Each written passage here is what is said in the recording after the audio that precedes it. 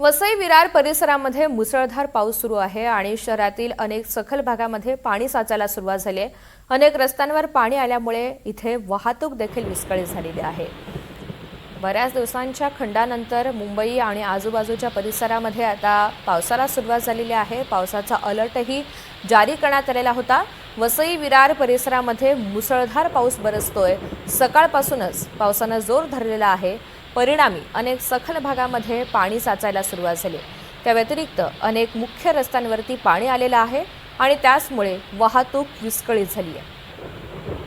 पाणी आलेल्या मार्गांवरूनच इथल्या नागरिकांना प्रवाशांना प्रवास करावा लागतोय। वसई विरार परिसरातली ही दृश्य आहे जिथे गेल्या काही तासांपासून मुसळधार पावसाचा परिणाम हा पाहायला मिळतोय। अनेक सखल भाग असल्यामुळे त्वरित इथे पाणी साचलेलं आहे, तर काही मुख्य मार्गांवरती मोठ्या प्रमाणात पाणी आलेलं आहे आणि याच पाण्यातनं इथले नागरिक प्रवास करतात। वसई विरार मुंबई आणि इतरही काही जिल्ह्यांसाठी अलर्ट जारी करण्यात आलेला होता। माहिती जाणून घेऊयात। मनोज सातवी आपल्यासोबत आहेत। मनोज, काय अपडेट आहे? ऋतुजा, सकाळपासून रिमझिम पाऊस जो सुरू होता त्याच्यानंतर आता मुसळधार पाऊस सुरू झालेला आहे। वसई विरारमध्ये जे सखल भाग आहे त्या सखल भागामध्ये मोठ्या प्रमाणात पाणी साचण्यास सुरुवात झालेली आहे।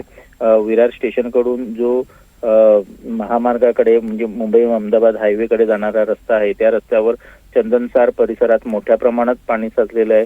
त्याचप्रमाणे विरार पश्चिमेचा कॉलेज जुने विवा कॉलेजचा जो रस्ता आहे त्याच्यावर देखील त्यासोबत नवीन विवा कॉलेजचा जो रस्ता आहे त्या ठिकाणी मोठ्या प्रमाणात पाणी साचल्यामुळं शिवाय नालासोपारा असेल, वसई असेल किंवा नायगाव या परिसरातला जो सखल भाग आहे त्या ठिकाणी अनेक ठिकाणी रस्त्यांवर पाणी साचण्यास सुरुवात झालेली आहे। त्यामुळं जनजीवन विस्कळीत व्हायला सुरुवात झालेली आहे।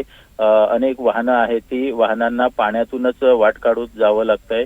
शाळकरी मुलं असतील किंवा सामान्य नागरिक यांना देखील साचलेल्या पाण्यातून वाट काढत जाण्यासाठी जावं लागतंय आणि यामुळं जनजीवन आहे ते प्रभावित व्हायला सुरुवात झालेली आहे। पावसाचा जोर जर असाच राहिला तर मोठ्या प्रमाणात नागरिकांना याचा फटका बसण्याची शक्यता निर्माण झाली आहे। ऋतुजा, बरोबर, धन्यवाद सविस्तर माहितीसाठी।